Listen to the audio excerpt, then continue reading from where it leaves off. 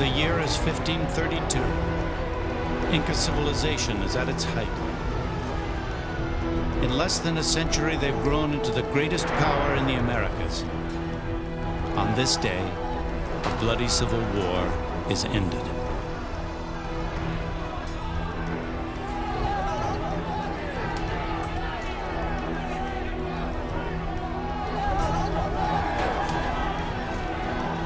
A new leader has emerged. His name is Atahualpa. In the tradition of his ancestors, Atahualpa drinks from the skull of his opponent, a skull lined with gold. It's the skull of Atahualpa's brother.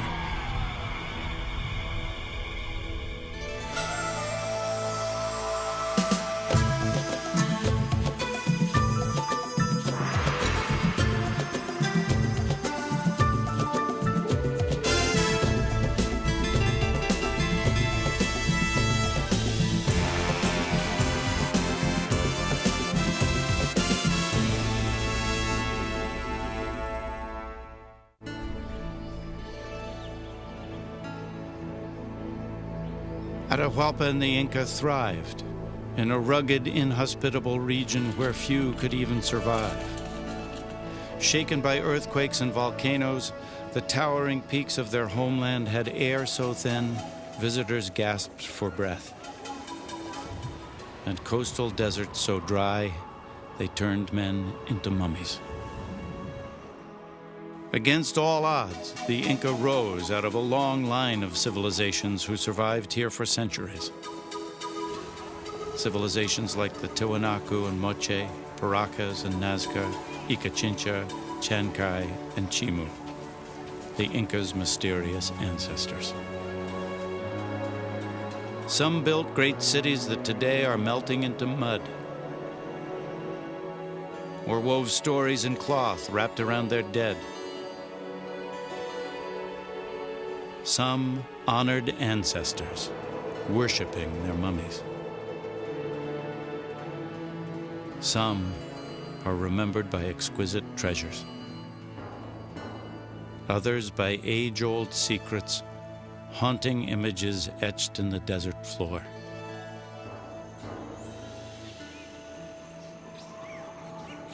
But the best known of all, the Inca, would last barely 100 years.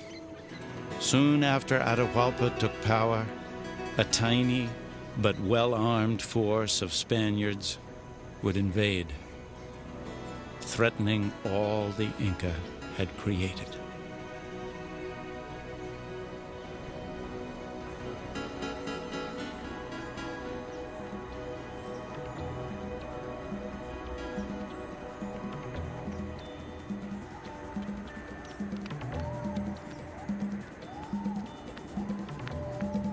The most powerful empire in the Americas believed itself invincible.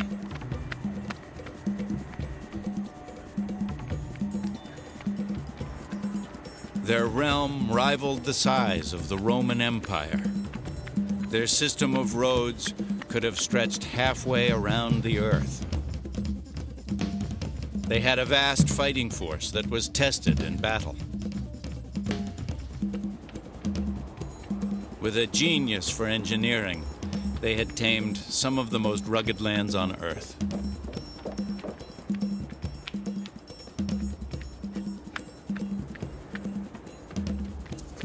Their messengers covered 250 miles a day, even bearing fresh fish from sea level to 12,000 feet. They worshipped many gods, but believed the sun, called Inti, was their spiritual father.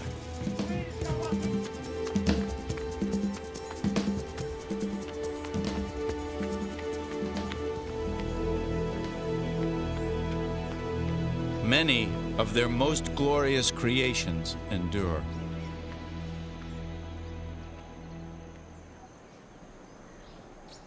This magnificent city is one of many mysteries the Inca left behind. For centuries it lay hidden from the outside world, its purpose unknown, even to their descendants. It is called Machu Picchu.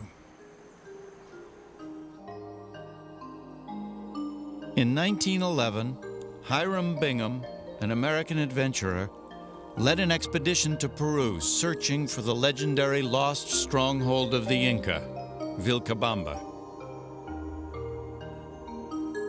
After weeks of frustration, Bingham followed a tip along a tortuous route high into the mountains.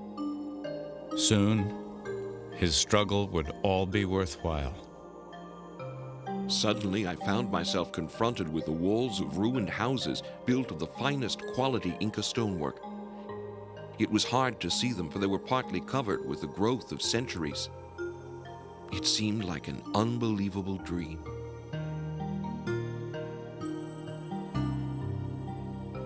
For 400 years, Machu Picchu stood in silence at the top of the world. Now the last great sanctuary of the Inca was revealed. Unknown to their conquerors for centuries, this city in the sky embodies all the mysteries of the great cultures that came before them. Of all great civilizations of antiquity, the Inca and their predecessors had to master global extremes and environmental conditions. And with this went a system of organizing life socially, economically, and religiously that is extremely marvelous. If we can understand the mindset of these people that allowed them to survive and thrive, we will have a great key to true masters of the largest civilization in the Americas. And that is a mystery that we have been trying to solve.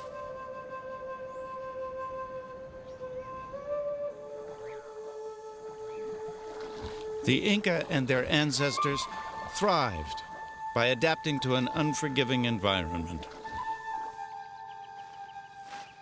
Their bodies evolved, developing larger lungs and short, powerful legs to negotiate the steep mountain terrain. They domesticated animals like llama and alpaca, providing meat and wool for warm clothing.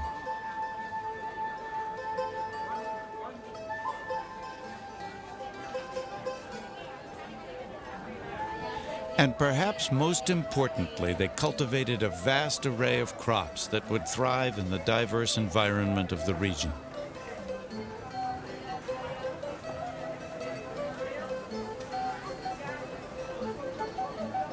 Corn was the most valued. They grew tomatoes and peanuts and over 200 types of potatoes. They cultivated cocoa plants, chewing the leaves to ward off hunger and fatigue.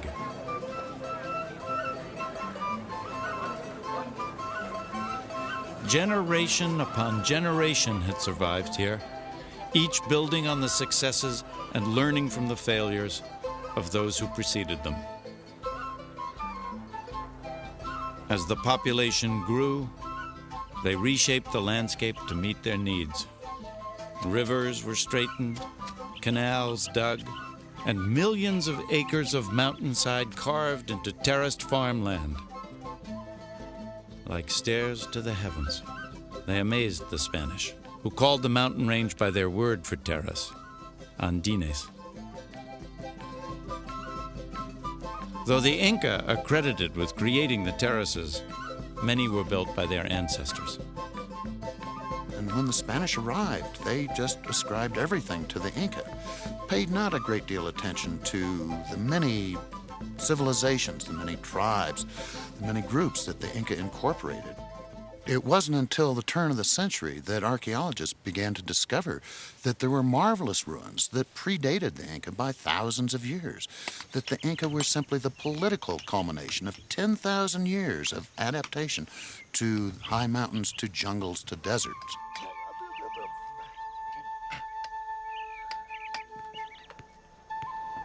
These cultures were as varied as the regions they sprang from, but each had to master some of the harshest terrain and most severe weather anywhere on Earth. To the east, the Amazon, the world's largest tropical rainforest. Running west to the Pacific, the driest desert on earth, home to the Nazca, the people of Paracas, and the Moche. Wedged in between, the rocky spine of the Andes, the world's longest mountain range. It is second in height only to the Himalayas. This was the homeland of the Inca. Here they thrived, despite the constant rumbling of volcanoes and earthquakes, shattering their cities and destroying the canals that were their lifeline. If you shake that landscape forcefully, those canal systems will break down, and it takes a very long time to rebuild them. It's an entirely different world, a world of high altitude, lack of oxygen, scanty rainfall, earthquakes, natural disasters. It's a world that's alive.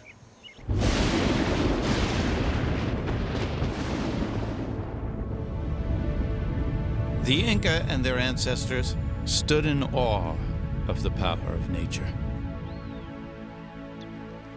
In addition to Inti, the sun god, they worshipped the mountains, the earth, thunder, and the moon. They expanded their pantheon with each new people they conquered, incorporating new idols and spirits as their own. But all people of the region agreed on one universal creator called Viracocha. As the Inca left no written record, we know their gods as we know much of Indian life from chronicles of the Spaniards. Pedro de Cieza de Leon arrived in 1535. The Indians say that for many days the world was in darkness, and then there emerged from the island of Titicaca the sun in its splendor, at which all rejoiced. And there came a man, large of stature, who had great powers. They called him Father of the Sun. Just as Viracocha was the father of the sun, so each Inca leader was the son of the sun. And in 1532, that man was Atahualpa. He and his people were masters of their world. At his royal estate of Pisac, there was a temple in honor of the sun god Inti.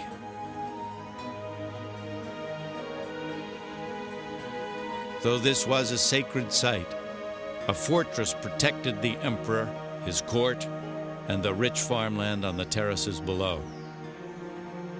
With a commanding view of the valley, it was designed to defend against the wild Amazonian tribes to the east.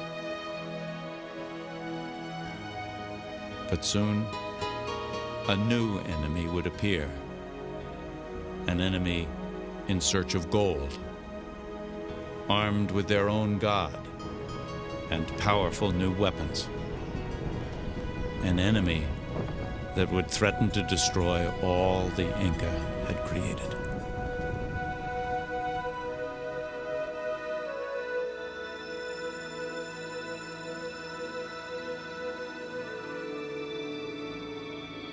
Inca emperors lived a life of extraordinary opulence. Atahualpa had many wives, and his choice of the most beautiful Inca women to serve his every need.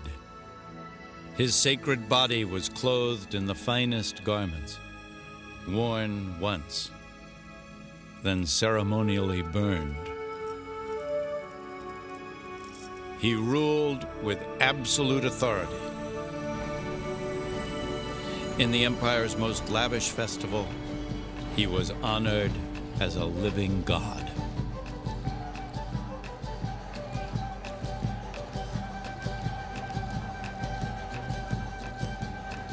Held on the winter solstice in Cusco, the Inca capital, the festival of Inti Raymi celebrated the sun and all its abundant gifts. The Spanish outlawed Inti Raymi, but it was revived earlier this century. Like many Inca traditions, Inti Raymi honors ancestors. believers in God, in their emperor, and in their own hard work. This system of belief recognized one's ancestors as being extremely important. Your grandfather, your great-grandfather, established where you would be in society. And because ancestors were so important, these folks engaged in what we call ancestor veneration, worshiping your ancestors. A major part of that was making sure that the ancestral body was kept intact. And to accomplish this, mummification of bodies became very, very important. The dead emperor would be embalmed, kept in his palace, but in a quasi-alive state. The mummy was brought out and seated with his ancestral mummies on all important occasions. If we were going to go to war as Inca, we would consult the deceased to make sure that we had their blessing. This Inca court of the dead was called the Panaca. But mummification in the region predates the Inca by nearly 5,000 years. In the arid deserts of the Peruvian coast, bodies naturally resist decay. Hundreds of burial grounds dot the landscape. Today, these remains reveal much about the past. This should be about 1,000 years old. Either a young adult or female because of the size of the bundle. Compared to other bundles, the wrappings are very simple, so that probably gives a suggestion of her position within the society. Of the feet bones, I thought we might be dealing with a young adult female. The skin is all right in many areas, like here. Muscles have almost completely disappeared. So I'm removing this second wrapping on the area that we should be finding the face. And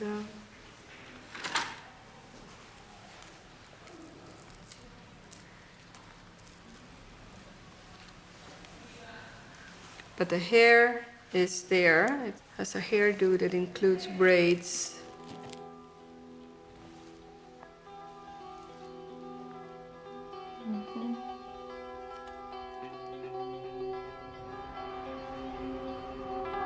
Echoes of ancestors are everywhere, preserved in the drifting desert sands.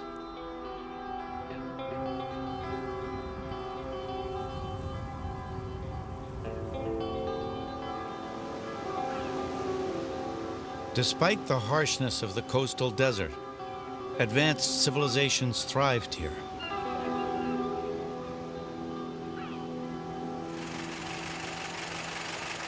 In 1925, two archaeologists traveled to a lonely outpost in southern Peru called Paracas, or sand falling like rain.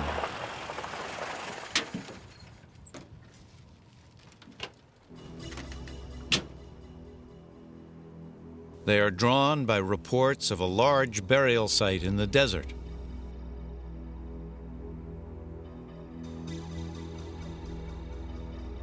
One is a Peruvian, Julio Tello, his colleague American, Samuel Lothrop.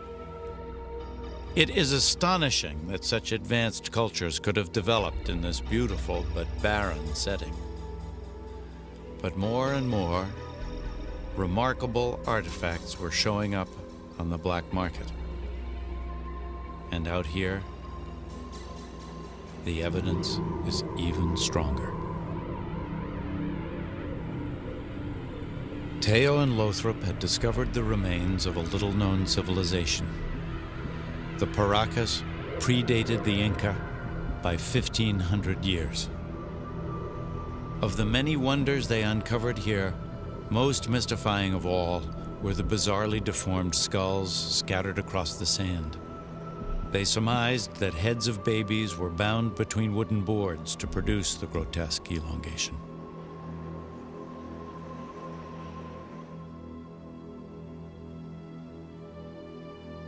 The deforming of the skulls began when a child was born and continued until they were 3 or 4 years old. Only a small percentage of deformed skulls have been found, indicating it was practiced only among the elite or highest classes.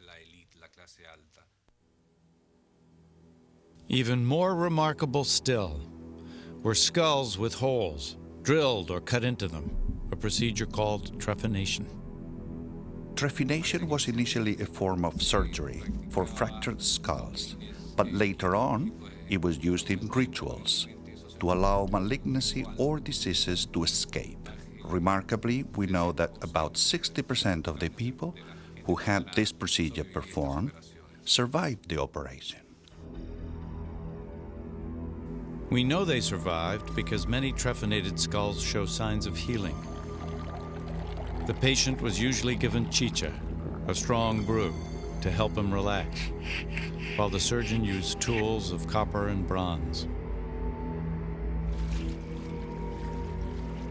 Some operations involved cutting a series of grooves in the skull.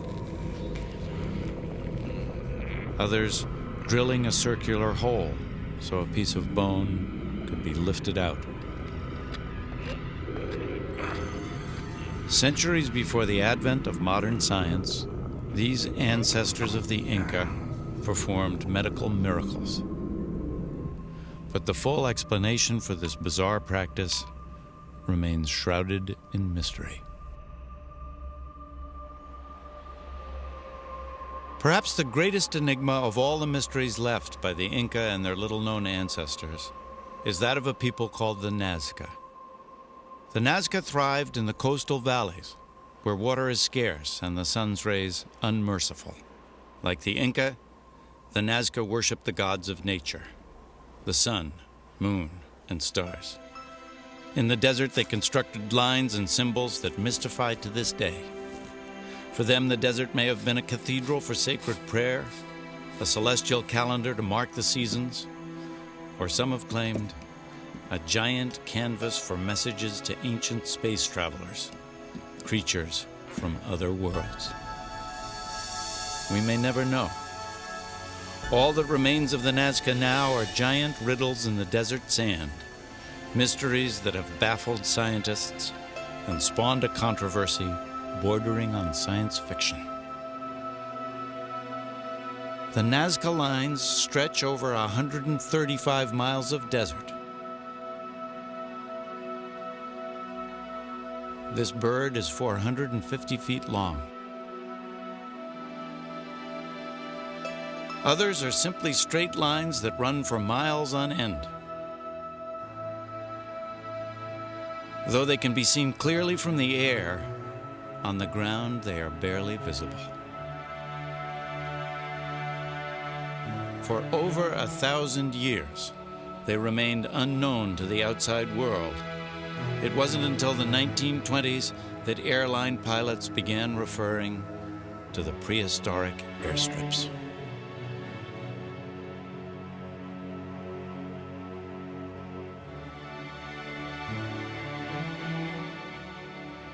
Before long, there were as many theories as there are lines on the desert floor. I try to prove that this planet has been visited by beings from outer space several times in antiquity. In 1968, Erich von Daniken's Chariots of the Gods fueled a wild scientific debate. His thesis, the Nazca were communicating with visitors from outer space.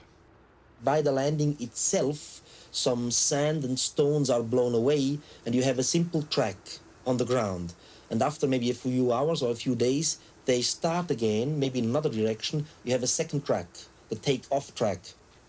I assumed that only later, when the extraterrestrials departed, the natives came to the ground and saw these two lines, landing track and take-off track, and they would whisper, the fiery gods rode on these lines. Serious scholars dismissed von Daniken's work in favor of more down-to-earth explanations. One woman had her own theories. Since 1941, Maria Rica has devoted her life to unlocking the mysteries carved in the desert floor. I started walking just to see what was there. I walked on a line, and suddenly I found myself at the center of lines and followed a little further and found winding pathways which proved to be the figure of the spider. And from then on, I was immersed in all this vastness, and I just looked for small winding pathways to see if there could be a figure. Rica spent years carefully measuring the lines and plotting their relationship to the movements of the sun, moon, and stars. She concluded the geometric lines are a giant astronomical calendar, telling the ancient Nazca when to plant, irrigate, and harvest their crops. While her science may be sound, some feel she overlooked an important point. Somehow she neglected the anthropological part. She didn't account for who made these lines. The evidence implies that since a lot of people worked at building these hundreds of lines, they must have had a ceremonial significance. They were some kind of ritual road that led people to certain important centers. It is likely that these lines were placed where dances and rituals were practiced. This is the annual pilgrimage to the Andean shrine of Coyariti.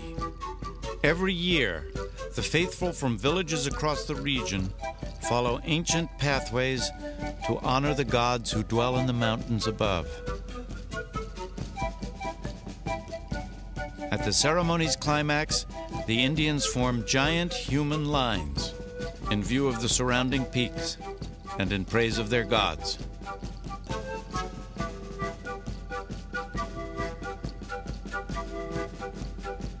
One of the festival's more curious rituals is a ceremonial piece of ice carried from a high glacier down to the lines of believers below, symbolizing the waters that bring life to dry desert towns like Nazca. The mysterious relationship between the lines and the water has fascinated many. Eduardo Herran, a photographer, believes the lines were drawn to guide birds whose arrival signals the coming of the rains. The Nazca needed water, and it's possible that they designed the lines for the condors to see. When the condors fly over the lines, they are announcing that the rain from the Andes is on its way, that water is coming, and that's very important for the Nazcans. During the last years, we have identified nearly 300 new drawings. It's most important to be aware that Nazca is a unique monument, that it doesn't exist in any other part of the world. Today it's easy to marvel at the lines from the air. Could the ancient Nazcans have flown as well? In 1975, adventurer Jim Woodman and balloonist Julian Knott attempted to prove they could by building a hot air balloon using materials the ancients would have had in ready supply. They used reeds for the basket and cotton cloth for the envelope. They funneled heat from a fire pit and lifted off, flying over the desert for 2 glorious minutes.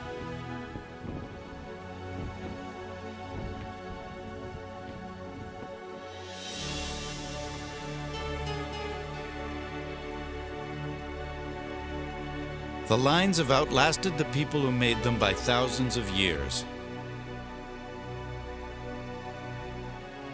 surviving earthquake, drought, and downpour, epitomizing the endurance of Andean cultures in the face of nature's overwhelming powers.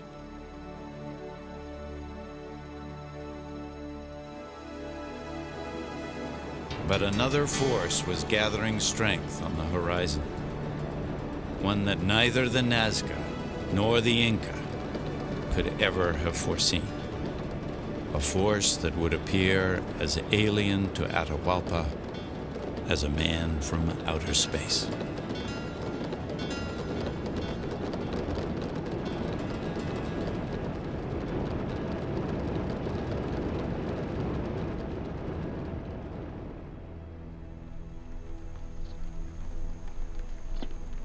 In 1532, Francisco Pizarro and his small band of conquistadors invaded Peru in search of shimmering cities of gold. Though vastly outnumbered, they had two weapons that would prove formidable in battle. Their firearms, though not very accurate and slow to reload, devastated an Indian army accustomed to closer combat.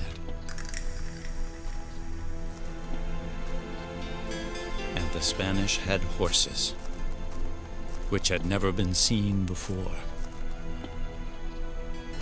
One 16th century chronicler wrote, "The Indians were so terrified by the furious onrush of horses that they dared not appear in an open field, for 10 horses could disperse 1,000 Indians.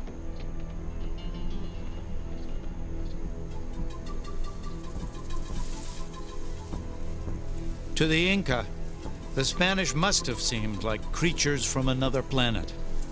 With their suits of armor and strange four-legged beasts, they inspired a mixture of fear and disbelief.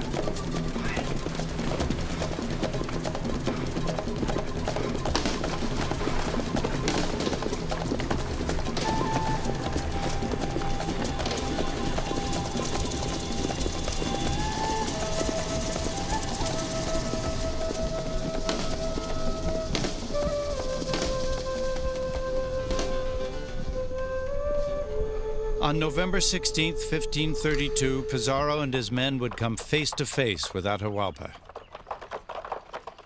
The event was recreated in the feature film The Royal Hunt of the Sun.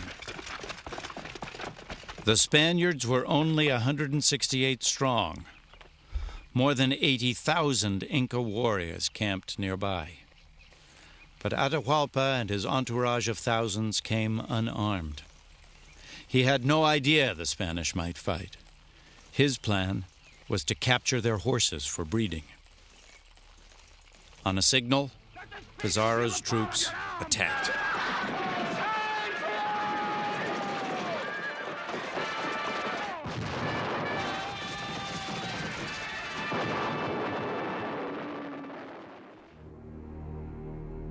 By day's end, 6,000 Inca were dead, yet not a single Spaniard.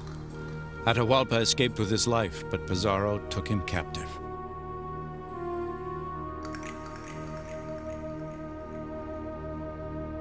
To gain his freedom, Atahualpa proposed a sensational ransom. He pointed to a spot high on the wall of his cell and offered to fill the room with gold.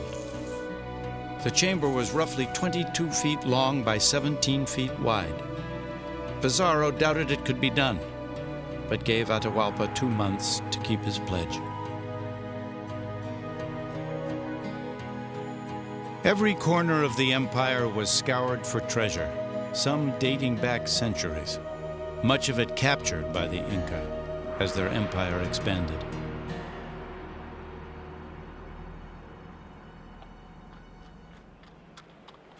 Many of the most finely crafted pieces were made by the Moche people of northern Peru.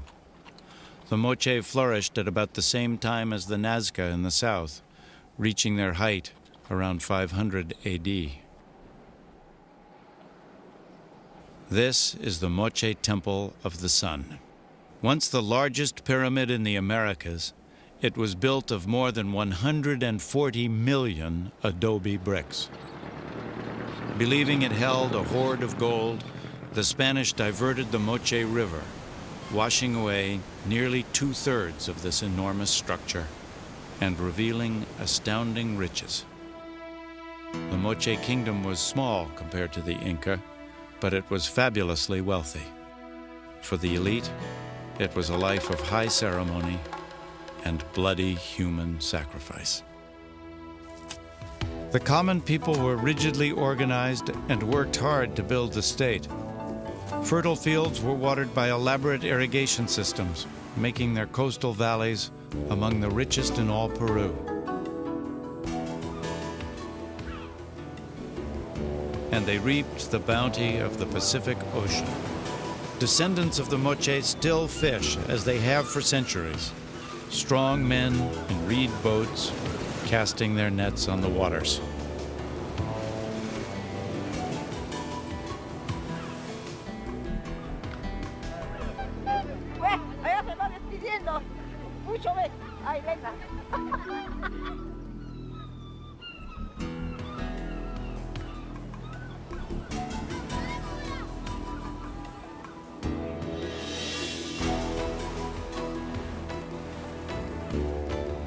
The Moche rulers supported an extraordinary class of artisans and a highly organized religion. The images on their temple walls and ceramic pots hint at a life for the nobility filled with enigmatic ritual and erotic sexual practices.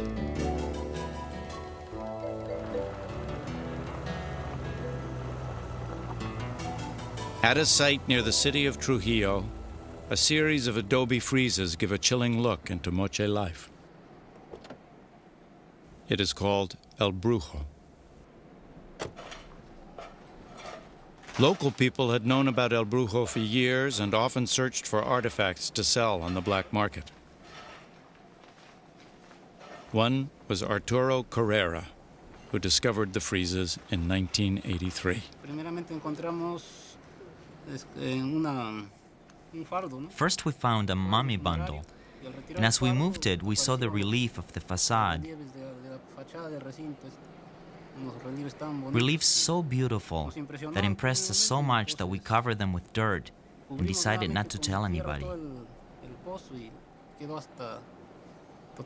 They were so beautiful that we were afraid others would come back and destroy them or rob them.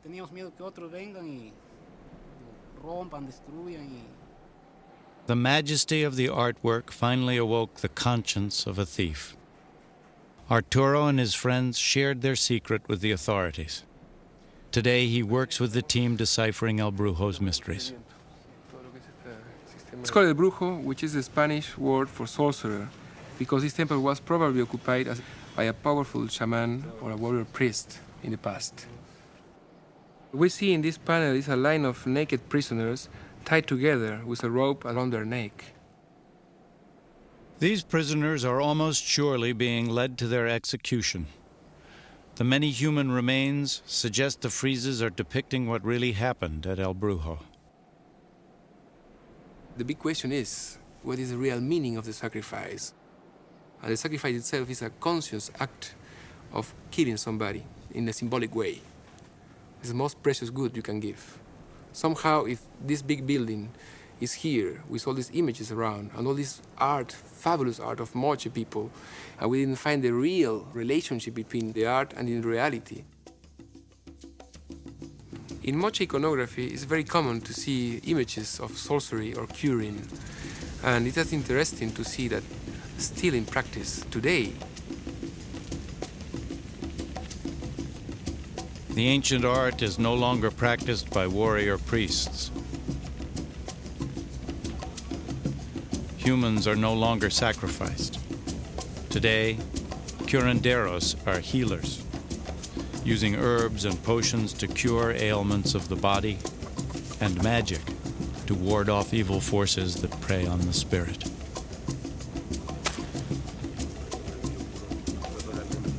I cure not only God's diseases, but also those that come from evil means.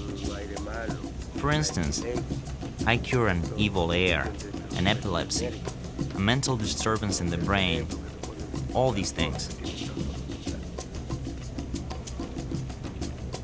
Among the curandero's potions is a powerful hallucinogen made from the San Pedro cactus.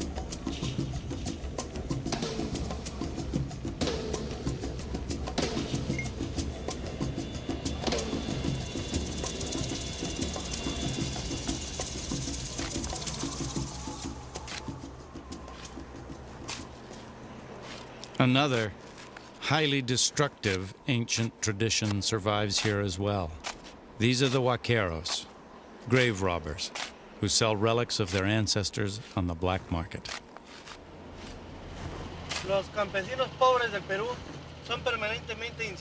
The poor farmers of Peru are encouraged to plunder the tombs of their ancestors by the growing black market in artifacts of the United States and Europe.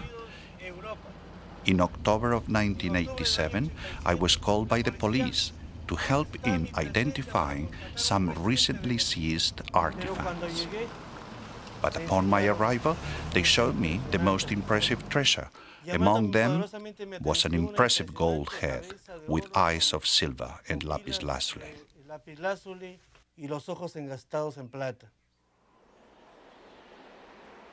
The treasure came from a looted tomb near the town of Sipan. Townspeople swarmed over the site, searching a massive pit dug by the looters. The police arrived the next day to restore order. The looted treasures had to be a sign of greater riches hidden within. Alva and his team began to dig.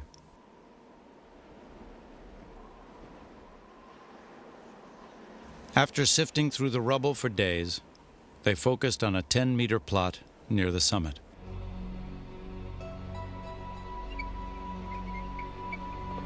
What they found was a bounty that had eluded scientists and looters alike, a royal burial chamber, untouched for 1,500 years.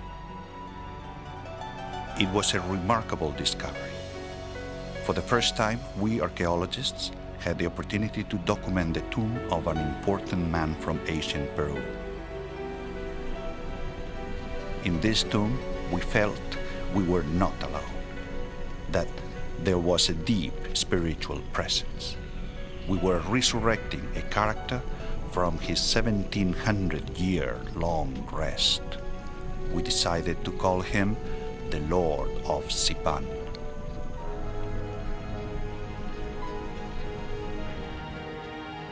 He was about 35, perhaps 5.5 feet tall. He was surrounded by men and women, even a dog, no doubt his companions in life. And to his grave he took a staggering array of wealth.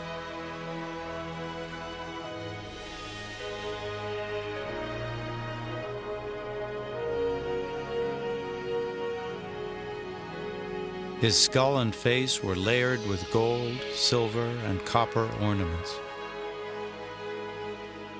He wore gold and turquoise earrings with a miniature warrior and battle dress in the center.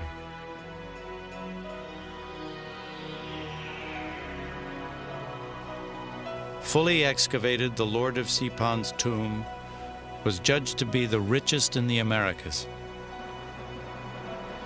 For Alva and his colleagues, it was the discovery of a lifetime.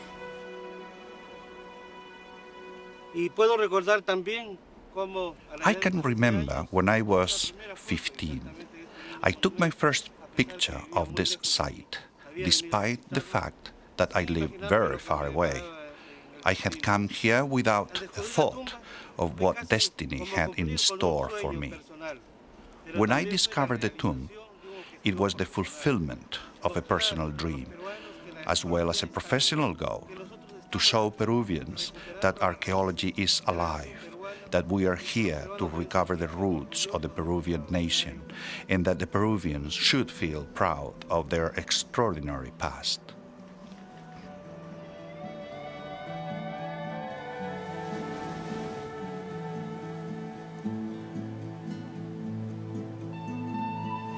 The Moche reign came to an end between 650 and 800 AD.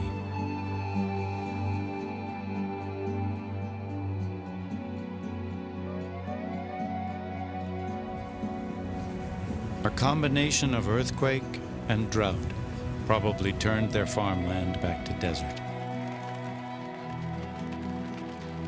Another in a long line of great Andean civilizations, finally overwhelmed by the forces of nature.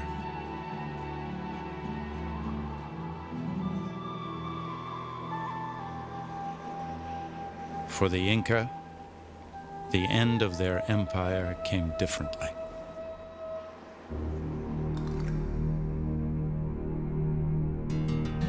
For months, the ransom raised by Atahualpa was carried to his jail cell, and the hoard of treasure rose closer and closer to the line on the wall. Yet in the end, Atahualpa was condemned to die. He pleaded he would be denied reincarnation if burned at the stake, so instead, Atahualpa was tied to a chair and choked to death. His treasure was melted down to feed the fortunes of the King of Spain.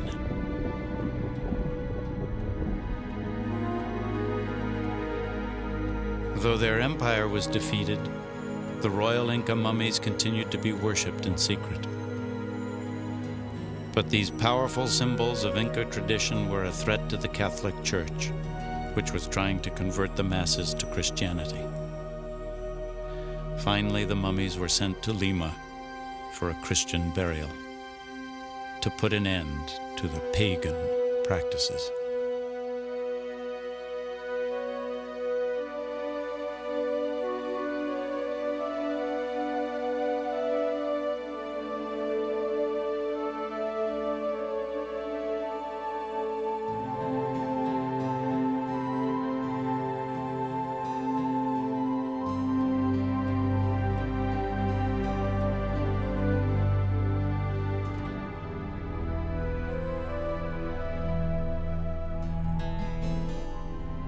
The 16th century chronicler Garcilaso de la Vega described their departure from Cusco. They were wrapped in white sheets, and the Indians knelt and bowed, sobbing with tears as they passed. The Spanish, too, took off their hats, since these were royal bodies.